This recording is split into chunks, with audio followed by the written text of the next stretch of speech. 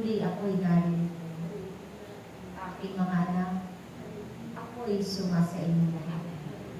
Ako ang Diyos na makapangyarihan sa lahat, kaya't walang imposible sa akin. Kaya ko na ang bawat isa sa inyo ay aking panahanan. Kaya't aking mga anak, kung ang tinig ko ay narinig nyo sa katauhan ng inyong kapatid, ito ay ang aking kalooban.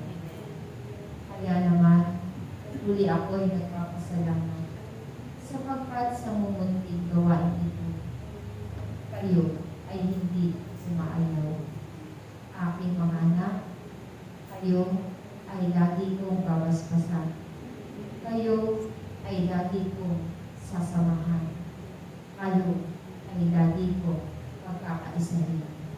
Patuloy lamang kayo magpakababa sa karamihan upang ako ay lagi ninyong kasama. Aking mga anak, sa panahon na kayo'y aking tatawagin, nawa kayo ay lumalima, sapagkat ito na ang panahon na kayo ay aking kakasampakan, upang ang aking tinig ay marinig ng lahat, upang patuloy kayong umibig sa akin. At nawa sa pagtawag ko sa inyo, nawa kayo ay magpatuloy lamang.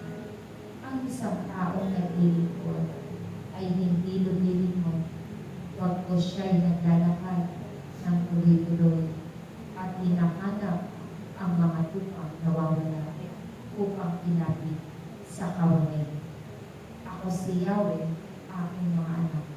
Ako ang Diyos, magpakailanman. Ako ang siyang nagtitipon sa inyong lahat. At ako ang Diyos na nagkakaloob ng inyong pangangailangan. Kaya't lumapit kayo sa akin kung kayo man ay sala sa panahon ito. Ang paglapit ninyo ay siyang simula ng inyong kasaganaan sa inyong buhay. Kaya aking mga anak, tandaan ninyo, ako ang Diyos na tapat sa lahat. Ang lahat ng inyong ginagawa na pag-aalay ng inyong oras at panahon, ang lahat ng iyan ay may kalapit na gantimpala. Sapagkat ang lakas ninyo ay tinutugol ninyo sa aking gawain. Pagit ko na kayo'y nag-iwan ng inyong mga mahal sa buhay. Ngunit ang mga anghel ay naroon na bago pa man kayo bumalik.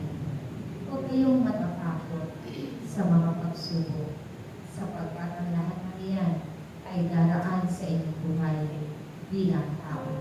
Sapagkat iyan ang magtitinig sa inyong lahat upang maging tunay at dalisay ang inyong paglilingkod. Ang humihingi sa akin ng kagalingan ay aking pagagalingin. Ang humihingi ng kalakasan ay aking palalakasin. Naway patuloy kayo magpuri sa Diyos na makapangyarihan sa lahat. Tandaan ninyo, ang isang taong naglilingkod ay hindi tinitingnan at pinapansin ang mga pag-uusip. Pagkos kayo ay naglilingkod, sapagkat akong si Yahweh, ang inyong Diyos na pinaglilingkodan. Ibigin ninyo ang inyong kapwa at higit ninyong ibigin ang Diyos na inyong